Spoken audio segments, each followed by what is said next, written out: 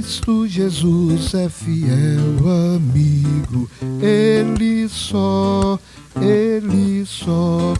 e nas fraquezas está comigo, Ele só, e nas lutas de cada dia, Cristo nunca me deixa só.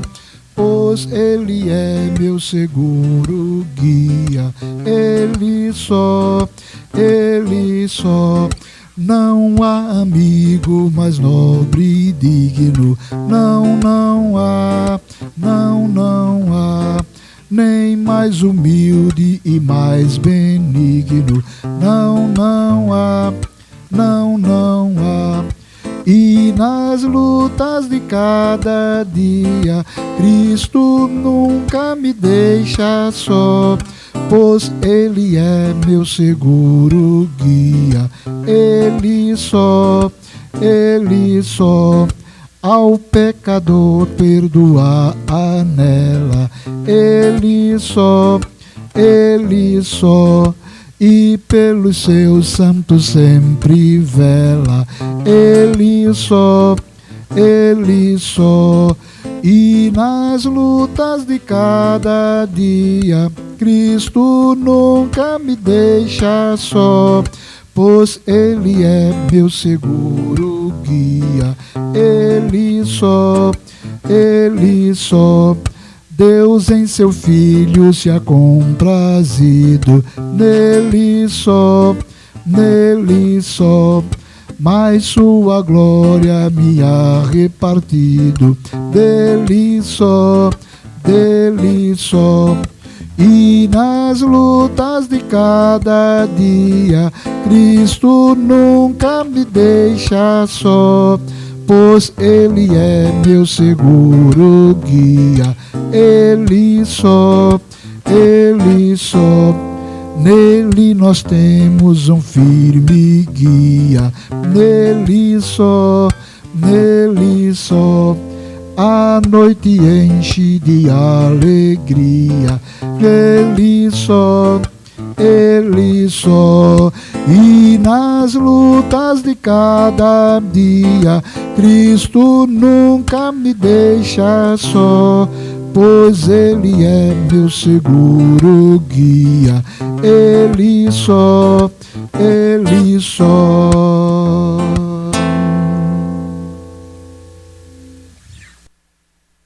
Meus amados irmãos e minhas irmãs, a paz do Senhor. Estamos felizes porque em mais uma semana o Senhor nos outorga a possibilidade de estarmos aqui, reunidos, produzindo este material do culto de doutrina. Nós não estamos nos reunindo, mas há um grupo de irmãos envolvidos no trabalho de transmissão dos nossos cultos e, evidentemente, também de uma palavra voltada mais para o ensinamento, que seria o nosso culto de doutrina, e aí você tem a possibilidade de assistir no horário que é mais proveitoso para você e para a sua família. Nós agradecemos a todos os irmãos que estão participando ativamente do canal do YouTube e também da página do Instagram da nossa igreja. Compartilhe, curta, comente, envie para outras pessoas, pois através disso também o nome do Senhor é glorificado. Eu convido você a fazermos uma oração. Senhor Deus e Pai, eu te louvo, eu bendigo o teu santo nome pela pessoa que és. Tu és o mesmo Deus, ontem, hoje e serás eternamente. É bom te servir, é bom te louvar, é bom crer em ti, porque em ti não há decepções nem frustrações. O Senhor é a nossa esperança e em ti temos crido. Te agradeço por todas as tuas bênçãos espirituais e materiais, as bênçãos do aqui e do agora e as bênçãos eternas e sobreexcelentes que adquirimos em Cristo Jesus. Neste momento, Senhor, estaremos mais uma vez transmitindo a tua palavra e que ela encontre guarida nos corações e que possamos ser edificados, exortados e consolados por ela. Te peço a tua bênção sobre nossas vidas, em nome de Jesus. Amém. Meus irmãos, abra aí a sua Bíblia na segunda epístola, ou segunda carta que Paulo escreveu a Timóteo, no capítulo 3, e os versículos 16 e 17, nós continuaremos mais uma semana meditando sobre as Sagradas Escrituras, o capítulo 1 da Declaração de Fé das Assembleias de Deus. Assim nos diz a palavra: toda a Escritura divinamente inspirada é proveitosa para ensinar, para redarguir, para corrigir, para instruir em justiça, para que o homem de Deus seja perfeito e perfeitamente instruído para toda boa obra. Que bênção é amar, proclamar e praticar a palavra de Deus. Na semana passada, nós trabalhamos aqui sobre um dos atributos ou dos princípios da palavra de Deus, que é a sua clareza. Já estudamos também a sua autoridade. E hoje estaremos meditando sobre a sua necessidade e sobre a sua suficiência. Por que e para que a Bíblia é necessária para nós? E será que ela é suficiente ou precisamos de mais alguma coisa para preencher as lacunas da vida? Então, vamos começar a meditar sobre a sua necessidade. Para que fins, para que objetivos a Bíblia é necessária e quanto ou o que as pessoas podem saber de Deus sem ela? É possível descobrir coisas de Deus fora da Bíblia? É isso que nós procuramos meditar ao longo desta transmissão que os irmãos irão acompanhar. Primeiro, é importante dizer que a Bíblia é necessária para conhecer o Evangelho, para conservar ou alimentar a nossa vida espiritual e também para conhecer qual é a vontade de Deus para as nossas vidas.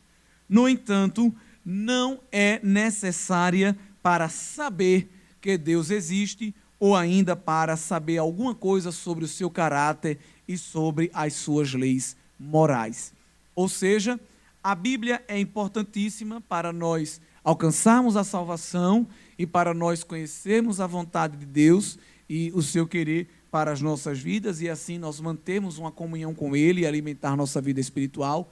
Mas mesmo que nós não conheçamos a Bíblia, mesmo que alguém não tenha contato com ela, essa pessoa, ela nunca poderá dizer: ah, mas eu nem sabia que Deus existia porque eu nunca li a Bíblia. Porque é possível saber da existência de Deus mesmo antes de ler as Escrituras Sagradas. Assim também, ninguém pode dizer assim: ah, eu pequei, mas eu sou inocente porque eu não sei de nada de Bíblia e eu não sei nada sobre a necessidade de ser santo e nem saber os padrões de certo ou errado. Não, porque os padrões de moralidade, as leis morais que Deus instituiu para a humanidade, elas também já foram reveladas antes mesmo da Bíblia Sagrada. Nós vimos aqui na segunda doutrina que foi transmitida que, na verdade, há dois modos de Deus falar com o homem antes mesmo das Escrituras. É a revelação geral e aquilo que nós chamamos de consciência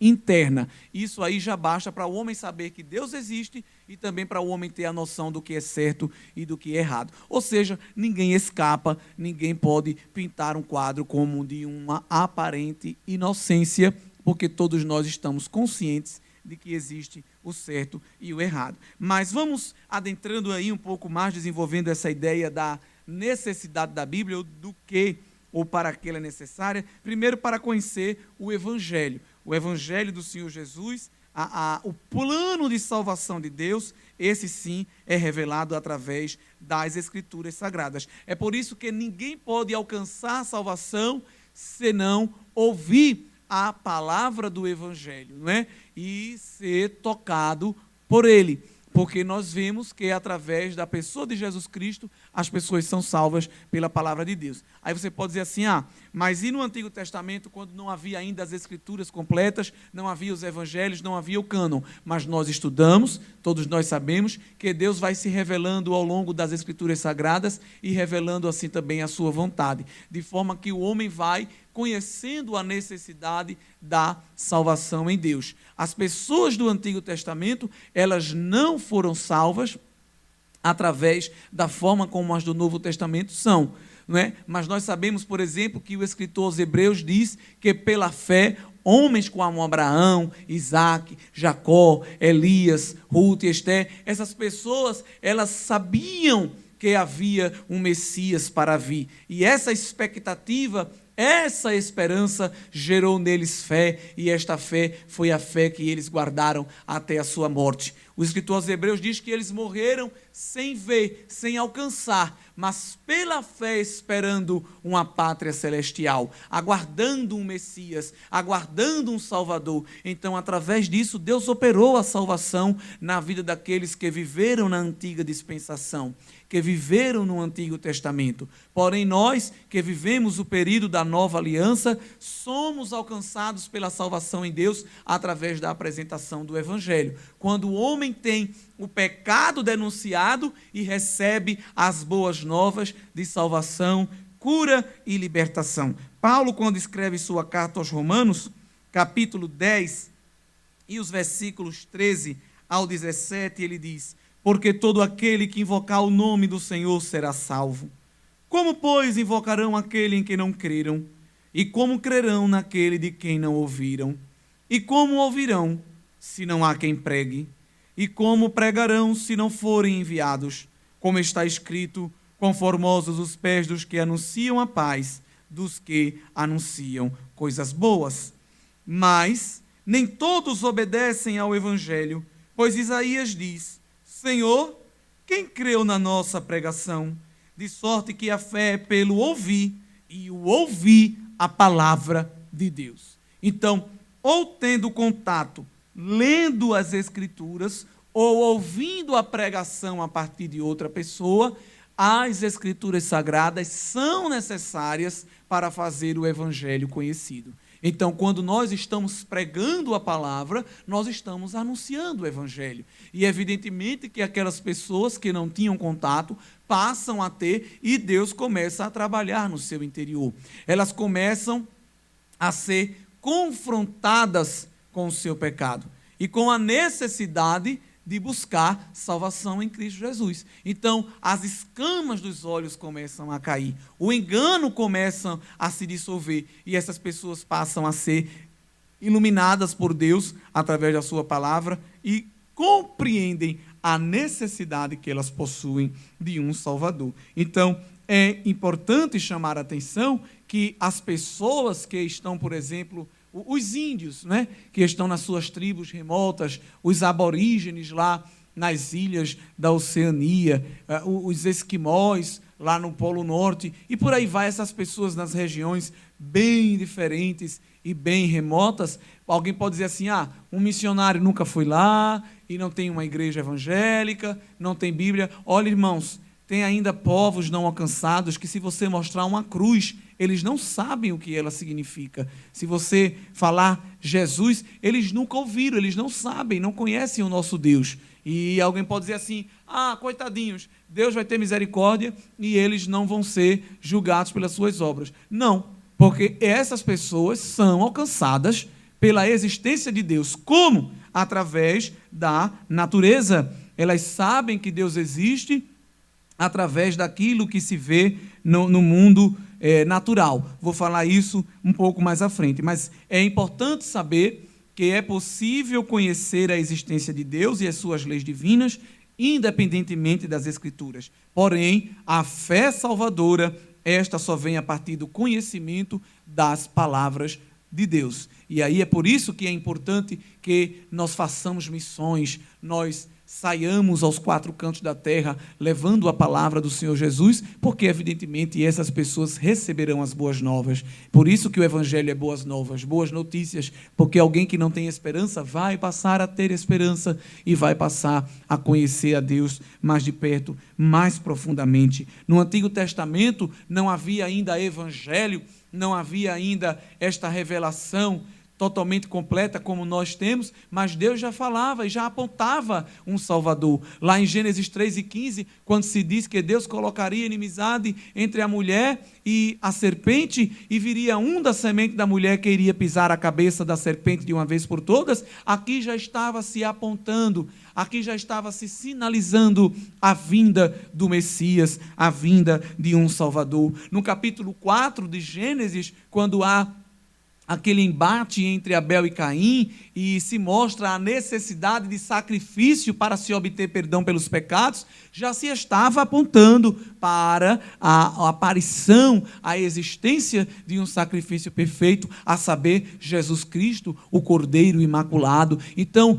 progressivamente, lá no Antigo Testamento, Deus vai revelando, né, paulatinamente, gradativamente, a vinda de um Salvador. E essa expectativa, ela já era suficiente na antiga dispensação para Deus operar a salvação na vida dos santos. Então, os santos do Antigo Testamento foram salvos na expectativa da vinda de um Salvador, na fé de um Salvador. Agora, na nova aliança, a partir do momento que Jesus vem, revela a glória de Deus completamente, o mistério que estava oculto no Antigo Testamento é descortinado. Então, obviamente, que o compromisso que Deus vai exigir de nós, a resposta, o nível de resposta que Deus vai exigir de nós é muito maior, porque agora foi mais dado, e a quem muito é dado, muito também é cobrado, como nós bem conhecemos. Outro modo pelo qual a Bíblia também é necessária, outro fim, é para sustentar a vida espiritual. O crente não sustenta a sua vida espiritual com nenhum outro elemento a não ser a palavra de Deus. Evidentemente que a oração, o jejum, os louvores, a vinda aos cultos, todos eles giram justamente ao redor desse eixo central que é a palavra de Deus. Nós temos, por exemplo, um famoso texto que foi citado até pelo Senhor Jesus, quando foi tentado pelo diabo, lá em Deuteronômio, capítulo 8 e o versículo 3, quando Deus exorta Israel a se lembrar das bênçãos que ele estava concedendo, e ele diz: olha, te lembrarás que o Senhor te humilhou e te deixou ter fome e te sustentou com o maná que tu não conheceste, nem teus pais o conheceram, para te dar a entender que o homem não viverá só de pão, mas de tudo o que sai da boca do Senhor viverá o homem. E o Senhor Jesus entendeu isso muito bem, quando foi tentado por Satanás no deserto, e o diabo, querendo barganhar com Jesus, disse: olha, tens poder, sendo filho de Deus, para transformar pedras em pão.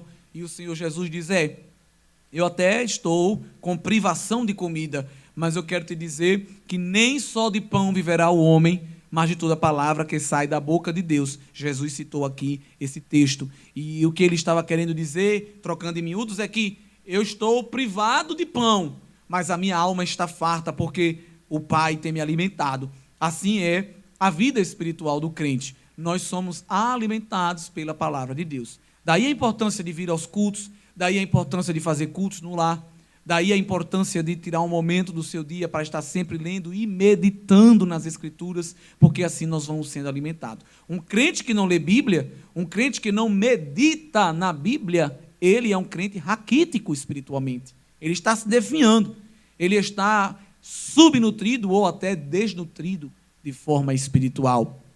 E aí nós sabemos que na vida física, uma pessoa que não está bem nutrida, a sua imunidade baixa e, consequentemente, vem aí as doenças oportunas. Assim também é na vida espiritual. O crente que não está alimentado, ele vai se desnutrindo e a sua vida espiritual, sem a imunidade de Deus, ela fica aberta aí, vulnerável para todo esse tipo de coisa que vem de fora, as investidas, as ciladas do maligno, as flechas inflamadas, aí elas encontram guarida e derrubam. Diferente daquele crente que está firmado na palavra, ele não sofre, ele não cai, ele não se enfraquece facilmente, mas não é porque ele é forte, é porque, obviamente, essa força vem do Senhor, o nosso Deus. É por isso que ainda no livro de Deuteronômio, lá no capítulo 32, o versículo 47 nos diz: porque esta palavra não nos é vã, antes é a vossa vida,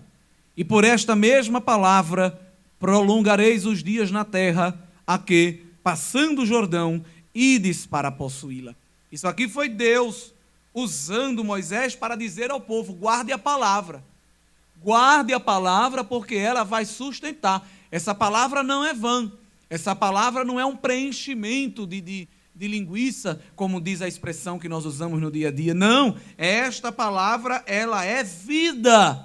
E é ela que vai fazer com que vocês alcancem a promessa, ou seja, chegar na Canaã, que era a terra que emana leite e mel. Assim também, esta palavra de Deus está nos ajudando a atravessar o deserto da vida e nós entrarmos na Canaã celestial e desfrutarmos daquilo que está preparado para nós. É por isso que o apóstolo Pedro, escrevendo a sua primeira carta universal, lá no capítulo 2 e versículo 2, ele diz que nós devemos desejar com afeto o leite racional, pois é ele que vai fazer com que a gente cresça, para que vades crescendo. E tem crente, irmão, estacionado na vida espiritual, parou de crescer. Por quê? Porque parou de se deixar ser alimentado pela palavra de Deus. Vive procurando jujubas espirituais, pipocas de micro-ondas espirituais, alimentos instantâneos que não saciam,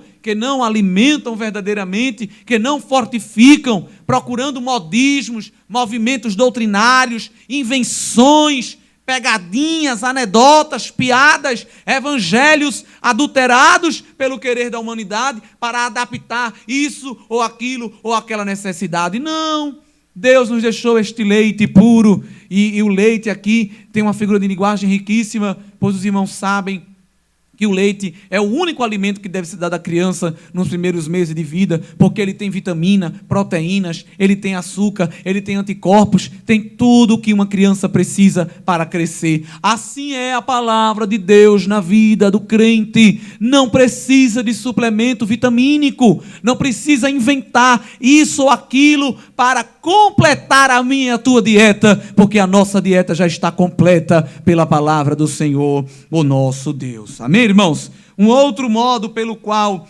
a palavra de Deus também é importante para nós é para que nós conheçamos a vontade de Deus, saber aquilo que agrada a Deus, o que é que Ele quer de nós, o que é que Ele quer para nós, porque o nosso Deus não é um Deus misterioso, que deixa a gente tateando no escuro, na senda, na jornada da vida, sem saber para onde a gente vai. Não, a palavra de Deus é luz e é lâmpada, mostrando onde nós estamos, mostrando para onde nós vamos, e assim nós não estamos perdidos. A palavra de Deus, ela nos dá todas essas orientações, e através dela nós temos acesso a saber tudo o que Deus reservou para nós, como está lá no livro de Deuteronômio, o capítulo 29, e o versículo 29, as coisas encobertas são para o Senhor nosso Deus, porém as reveladas são para nós e para nossos filhos, para sempre, porque não é passageira essa palavra, ela é eterna. E olha que coisa interessante, o verso ainda diz, essa palavra, ela foi revelada para cumprirmos todas as palavras desta lei. Então não é só para saber, e nem é só para saber e se alegrar, é para saber se alegrar e cumprir, é para fazer a vontade dele, o que lhe apraz. Não é a gente escolher o que nos agrada e assim praticar, não, é escolher tudo, porque não há seletividade. Ah, isso aqui me agrada, eu vou fazer. Não, a palavra de Deus, ela foi declarada para nós sabermos o que é que Ele gosta, porque Ele é o nosso Pai, é o nosso Senhor, é o nosso Rei, e nós devemos procurar agradá-lo em tudo. E como é que a gente agrada a Deus? Obedecendo, fazendo a sua vontade. A palavra diz que aquele que diz que ama a Deus, guarda os seus mandamentos. Agora, quem diz que ama a Deus e não guarda os seus mandamentos, está mentindo. O Senhor não está nele, e essa pessoa também não está em Deus. Amém, irmãos? É importante nós estarmos, então, conscientes disso, que a palavra de Deus é importante para sustentar a vida espiritual, para nós conhecermos a vontade de Deus e também para nós conhecermos o Evangelho e o plano de salvação. Agora, para que a palavra não é necessária? Duas coisas. Primeiro, para conhecer o caráter, e segundo, para conhecer as leis morais de Deus. Ou seja, resumindo, para saber o que é certo ou errado. Ai, mas olha, eu nunca fui para a igreja, nunca ouvi falar de Jesus, nunca vi a Bíblia, então Deus não vai me olhar como pecador porque eu não sei o que é certo ou errado. Não, Deus já nos deu a ideia, a essência da ideia do que é certo ou errado. O padrão de lei moral de Deus. e também a sua existência, o fato de que ele existe, isso já é visto na revelação geral. Há dois tipos de revelação de Deus: revelação geral e revelação especial. A revelação geral é a natureza, é os fenômenos naturais, é aquilo que está visível aos nossos olhos e que Deus já deixou aí disponível para nós. A revelação especial são aquelas formas que Deus escolheu para se revelar particularmente a algumas pessoas ou a grupo de pessoas, né? As aparições de Deus, as falas audíveis de Deus, as teofanias, quando Deus fala com Abraão, quando Deus se revela a Isaías, a Ezequiel, a Elias, a Eliseu, a Amós, quando Deus se revela a Jacó, quando Deus se revela a todos os profetas, aos homens, mulheres de Deus do Antigo Testamento, quando Cristo aparece, por exemplo, para Saulo no caminho de Damasco, quando o Senhor Jesus se revela aos discípulos, aí são, irmão, revelações especiais que foram registradas nas Escrituras e que servem também para a nossa edificação e para conhecermos Deus ainda mais aprofundadamente. Porém, Deus já se revela de forma geral na natureza, como já nos ensinou as Escrituras e como nós até já estudamos aqui também na segunda doutrina que nós transmitimos aqui. Mas quando nós falamos que é possível conhecer que Deus existe e ter uma ideia do padrão de moralidade, Paulo estava muito consciente disso, e quando ele escreveu para a igreja em Roma, logo nos capítulos iniciais, ele vai bater nessa tecla, ele vai enfatizar esta verdade, porque ele estava escrevendo para uma metrópole, para um ambiente onde havia muitas culturas, muitos deuses, e havia muito essa ideia de verdade relativa, que isso não é uma coisa nova, esse relativismo moral é antigo, e aí cada um quer dizer o que é certo para mim não é para você, o que é errado para mim não é para você, e assim vice-versa, cada um faz o que quer, cada um crê no que quer, mas Paulo, quando escreve a igreja romana, ele vai dizer que nós não estamos isentos de conhecer as verdades de Deus, nem aqueles que não tiveram contato direto com a revelação especial, porque para estes a revelação geral de Deus já fala alguma coisa e já os chama à responsabilidade. Veja aí na sua Bíblia o capítulo 1 de Romanos e o versículo 32. Aliás, vamos já ler a partir do versículo 28. E como eles se não importaram de ter conhecimento de Deus, assim Deus o entregou a um sentimento perverso para fazerem coisas que não convêm, estando cheios de toda iniquidade, prostituição, malícia, avareza, maldade, cheios de inveja, homicídio, contenda, engano, malignidade. Olha quanta coisa ruim na vida daquele que não está na presença de Deus e que não se adequa à sua palavra. Verso 30, sendo murmuradores, detratores, aborrecedores de Deus, injuriadores, soberbos, presunçosos, inventores de males, desobedientes ao pai e à mãe, loucos, infiéis nos contratos, sem afeto natural, irreconciliáveis, sem misericórdia, os quais, olha aqui agora o peso que recai sobre eles, conhecendo a justiça de Deus, que são dignos de morte os que tais coisas praticam, não somente as fazem, mas também consentem aos que as fazem. É o que nós estamos vivendo hoje. O mundo rejeitando a Bíblia, rejeitando o Evangelho, rejeitando as coisas que se referem a Deus e buscando viver o seu prazer, os seus padrões, rejeitando as coisas de Deus, rejeitando o conhecimento da justiça de Deus e fazendo defesa, apologia e homenagem àqueles que fazem justamente o contrário. Não é? Então, hoje, ser crente, vir à igreja, crer na Bíblia, pregar a palavra, viver em santidade, o mundo pinta como isso sendo errado, o anormal, o estranho. E o certo, obviamente, é essa lista extensa aqui que Paulo coloca. Para o mundo, o certo é isso, é essa imoralidade, é a prostituição, é essa malignidade, essa nojeira pecaminosa, porque os homens passaram a defender e a valorizar tudo aquilo que vai de encontro à vontade de Deus. Porém, mesmo não lendo Bíblia, mesmo não vindo à igreja, esses homens têm conhecimento de que tudo que fazem é errado. É tão errado que as pessoas vão para os motéis, as pessoas se prostituem às escondidas. Se fosse coisa certa, as pessoas iam de dia, as pessoas iam abertamente, tiravam selfies, como o mundo hoje, tudo que faz, propaga. Se as coisas que eles fazem fossem certas, depois de fazer, eles não se sentiriam culpados. E quem é que faz eles se sentirem culpados? A consciência interna, como nós já estudamos aqui. Este padrão moral que Deus já colocou dentro de cada ser humano quando ele nasce. E aí ele vai crescendo já sabendo o que é certo ou errado. O menino, quando o pai diz, olha, não pode colocar aí o dedo na tomada, ele até coloca, e muitas vezes ele coloca desconfiado, olhando para o pai, para ver se o pai vai reclamar, porque já está incutido nele, com 2, 3 anos de idade, tão novinho, mas já está incutido nele a noção de que errado é errado e certo é certo. E é uma criança, ainda não foi nem na escola, não sabe nem ler, mas já tem os padrões morais dentro da sua natureza.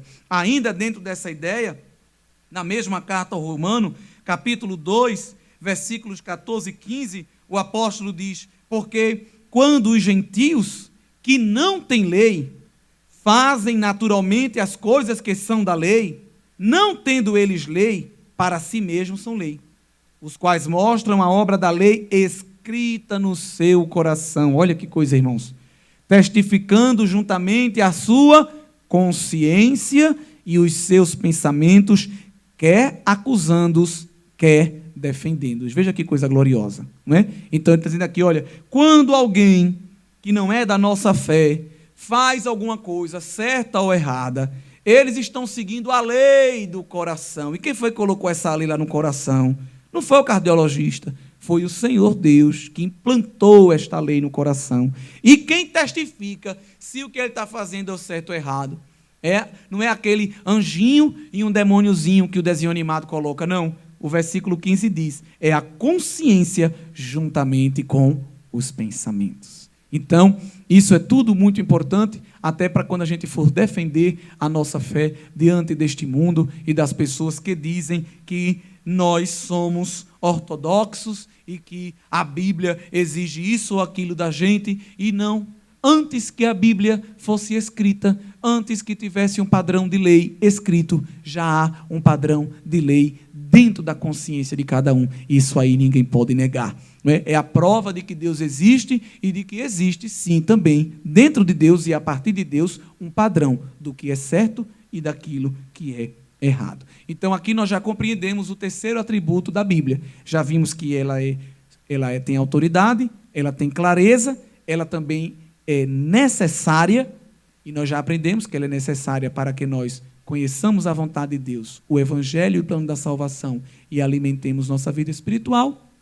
E agora nós vamos para o quarto atributo, que é a sua suficiência. Será a Bíblia suficiente para conhecermos o que Deus quer que pensemos ou façamos? Ou nós precisamos consultar uma outra fonte para complementar o nosso conhecimento da vontade de Deus? Não, de forma alguma. Nós temos certeza que a Bíblia é suficiente e que Deus considera que tudo aquilo que Ele nos diz nas Escrituras Sagradas já é suficiente para nos conduzir à salvação.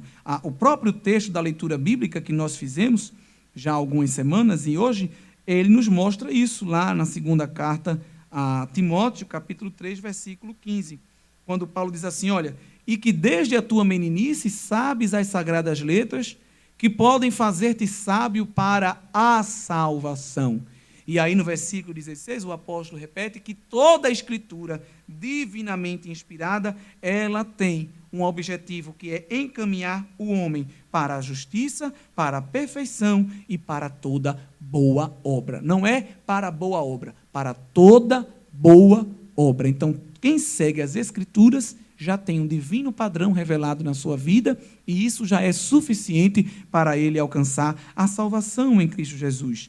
Tiago, escrevendo a sua Epístola Universal, no capítulo 1 e o versículo 18, ele diz que, segundo a sua vontade, ele nos gerou pela palavra da verdade, para que fôssemos como primícias das suas criaturas. Nós estamos sendo e fomos gerados pela palavra de Deus. O apóstolo Pedro, na sua primeira Epístola Universal, primeiro capítulo, e o versículo 23, ele também concorda com isso, quando diz que, sendo de novo gerados, não de semente corruptível, mas da incorruptível, pela palavra de Deus, viva e que permanece para sempre. Então, nós estamos fazendo parte de um processo de regeneração, um processo de maturação, amadurecimento. A nossa construção espiritual está sendo feita por Deus através do padrão da palavra. E se a palavra não fosse suficiente, não teríamos garantia que seremos salvos. Não teríamos garantia que atingiremos um dia a perfeição na última etapa da salvação em Cristo Jesus, porque o nosso padrão seria um padrão incompleto e falho, mas a palavra, que é este padrão e é este veículo motor pelo qual nós estamos sendo formados e gerados em Cristo e em Deus, é uma palavra viva e que permanece para sempre. Então, irmãos, fazer o que a Bíblia manda já é suficiente para que a gente alcance este padrão de perfeição. O Salmo 119, que é um salmo que faz um louvor especificamente e amplamente pela palavra de Deus, um salmo lindo, e tem tudo a ver com o que estamos estudando aqui ao longo dessas semanas. No verso já primeiro diz: bem-aventurados os que trilham caminhos retos e andam na lei do Senhor. É interessante também que há um texto aqui que diz que quando nós observamos a lei do Senhor, nós nos tornamos irrepreensíveis, ou seja, sem culpa, sem falha e sem mancha. Se nós seguirmos a palavra de Deus e seguirmos, obviamente, com toda a sua completude, nós estamos buscando esse padrão de perfeição. Evidentemente que aqui nós não vamos atingir ainda na terra essa perfeição, somente quando Cristo voltar. É impossível nós cumprirmos toda a palavra. Se fizermos isso, vamos atingir a estatura de varão perfeito e o Senhor nos arrebata, o Senhor nos toma para si. Vamos ser aí trasladados numa carruagem de fogo, ou vamos ser tomados, né, como Elias, como Enoque, mas nós estamos nos esforçando, e nós nos esforçamos olhando para a palavra, porque a palavra é perfeita. Então, quem olha para a palavra, busca essa perfeição e vai se tornando irrepreensível. Repreensível é aquele que se repreende. Irrepreensível é aquele que não pode ser repreendido. Por quê? Porque não nem erro, não falha, não comete erros.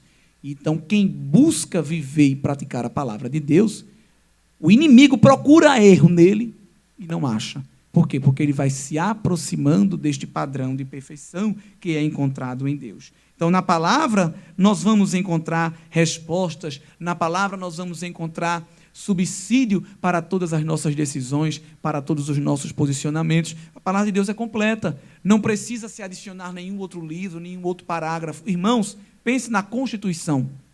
A Constituição brasileira, a última, que foi promulgada em 1988, ela já recebeu várias emendas, não é verdade? Sempre tem que estar colocando ali uma emenda constitucional, porque alguma coisa que ninguém pensou no momento, não é? Há quase 40 anos, há 30 anos atrás, ninguém pensou, tem que botar isso, tem que botar aquilo, isso aqui a gente não fez, o direito vai lá julgar uma causa, isso aqui não, ninguém arbitrou, ninguém falou sobre isso, e aí tem que se pensar, tem que se colocar lá uma remenda, não é nem uma emenda, é uma remenda, a nossa Constituição é uma das maiores, e é muita coisa que tem que se fazer, é uma das maiores e ainda está incompleta, mas a Bíblia não precisa de emenda, não precisa de remendos, ela já está completa. Se você quiser saber como lidar com o divórcio, ela fala. Se você quer saber a opinião que você deve ter sobre o aborto, ela fala. Se você quiser saber como lidar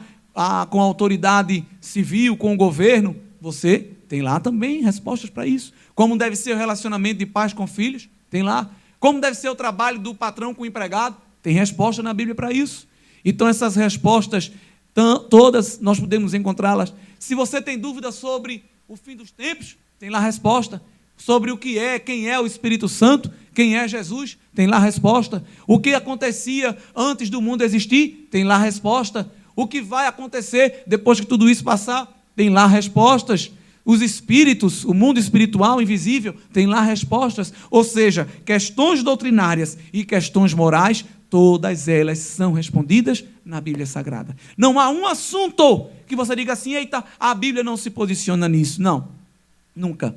Se ela não se posicionar de forma específica, mas ela se posiciona de forma genérica e através daquele direcionamento nós podemos nos posicionar. Então, é por isso que nós dizemos também que a palavra do Senhor, ela é suficiente. Outras religiões que creem na Bíblia procuraram também colocar um arrumadinho, adicionar um outro livro. Por exemplo, a Igreja de Jesus Cristo dos Santos dos Últimos Dias, conhecidamente como os Mormons. Eles creem na Bíblia, diz que a Bíblia é a palavra de Deus, mas também criaram o livro dos Mormons, porque diziam que a Bíblia não era suficiente. Você vai para a Igreja Adventista do Sétimo Dia, crê na Bíblia, prega-se Bíblia, muito, todo culto, mas eles também elevaram os livros da Escritura, Ellen Golden White, ao mesmo nível da inerrância e da infalibilidade da Bíblia. Ou seja, o que Ellen Golden fala se equipara ao mesmo patamar do que o que Deus fala. Isso é um grande erro.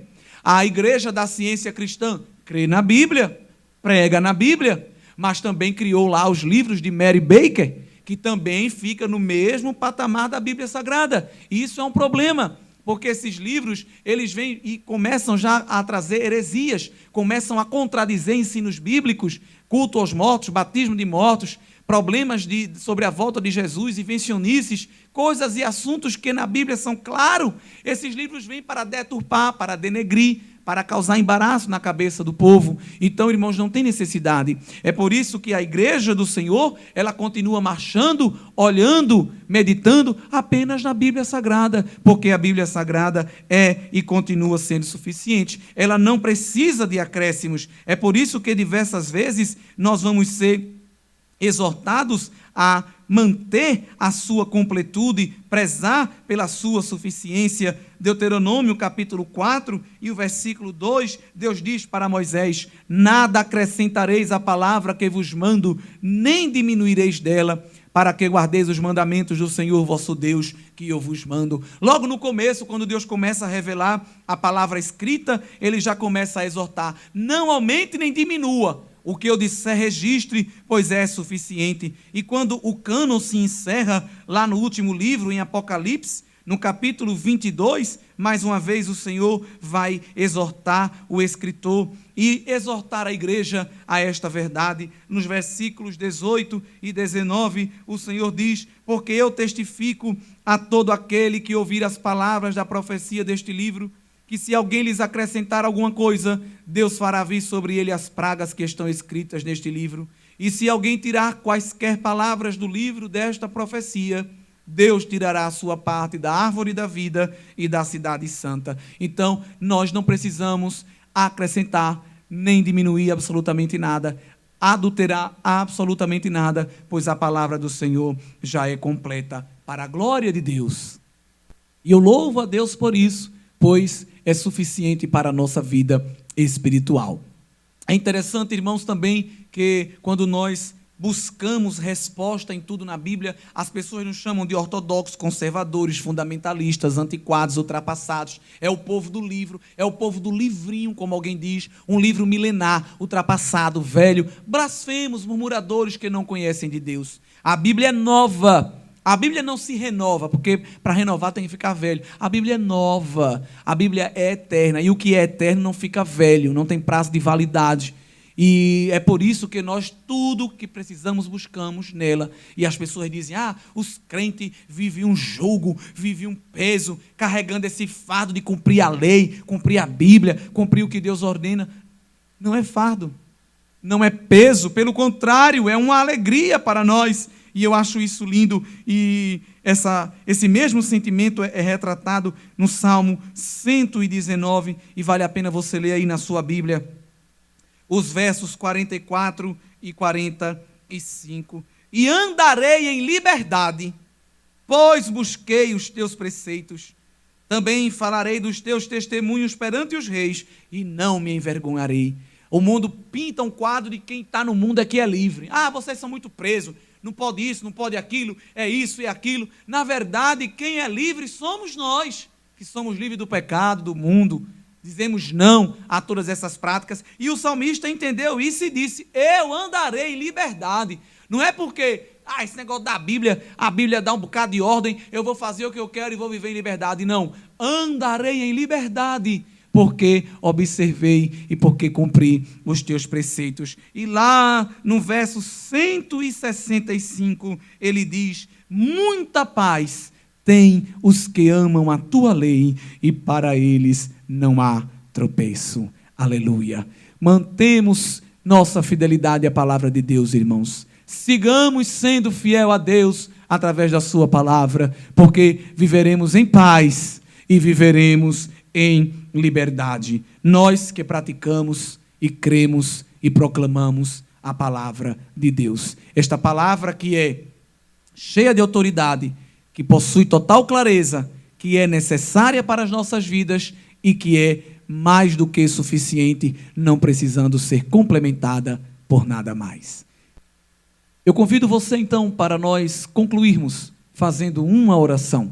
Estamos felizes porque Deus tem nos dado essa possibilidade de mesmo os irmãos em casa estarem sendo alimentados pela palavra do Senhor nosso Deus. E se Deus permitir, próxima semana estaremos meditando mais uma vez ainda sobre o capítulo 1 da Declaração de Fé das Assembleias de Deus, que esse capítulo se trata sobre as Escrituras Sagradas, né? É a bibliologia, é a doutrina da Bíblia Sagrada. Se você puder até adquirir essa doutrina, esse livro da Declaração de Fé, seria muito bom, muito proveitoso. É baratinho, é um livro fino, e lá tem um resumo de tudo isso que estou falando. O resumo mesmo, porque evidentemente nós estamos esboçando e esmiuçando devagarzinho a cada semana. Oremos. Senhor Deus e Pai, eu te louvo e te agradeço, porque a tua palavra não está presa, e nós podemos acessar os conteúdos eternos que o Senhor revelou para nós. Nos ajuda a sermos fiéis a Ti. Nos ajuda, Senhor, a dizer como salmista, que temos prazer em meditar e em praticar a Tua palavra. Que não sejamos apenas estudiosos e nem pregadores, mas, sobretudo, cumpridores da Tua palavra. Abençoa cada família, cada irmão, cada irmã, e que todos aqueles que assistirem este vídeo sejam edificados pela Tua palavra e transformados pelo poder que nela há. Eu te louvo pela vida desta igreja, pela vida dos meus irmãos e irmãs, da equipe que está trabalhando, produzindo este material. Continua nos ajudando a te servir mais e mais com alegria até a Tua volta, Senhor. Eu te peço tudo isso, cheio de gratidão, em nome de Jesus. Amém e amém.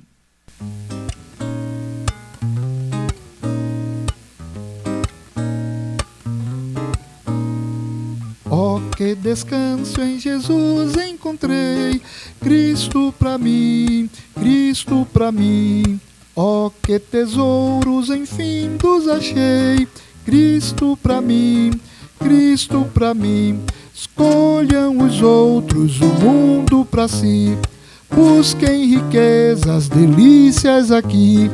Eu escolherei a Jesus, sempre a Ti, Cristo pra mim, Cristo pra mim. Quer na aflição, na doença ou na dor, Cristo pra mim, Cristo pra mim. Quer na saúde, na força ou vigor, Cristo pra mim, Cristo pra mim. Sempre ao meu lado pra me socorrer, com seu amor sim e com seu poder. Em cada transe pronto a me valer, Cristo pra mim, Cristo pra mim. No dia amargo da perseguição, Cristo pra mim, Cristo pra mim. Nas duras provas e na tentação, Cristo pra mim, Cristo pra mim. Ele o pecado e o mundo venceu, quando por mim no Calvário morreu, e da vitória a certeza me deu, Cristo pra mim, Cristo pra mim. Quando no vale da morte eu entrar, Cristo pra mim, Cristo pra mim. Quando perante meu Deus me encontrar, Cristo pra mim, Cristo pra mim. Só no Teu sangue confio, Senhor, só no Teu sempre inefável amor. Indo outra vez cantarei Salvador, Cristo pra mim, Cristo pra mim,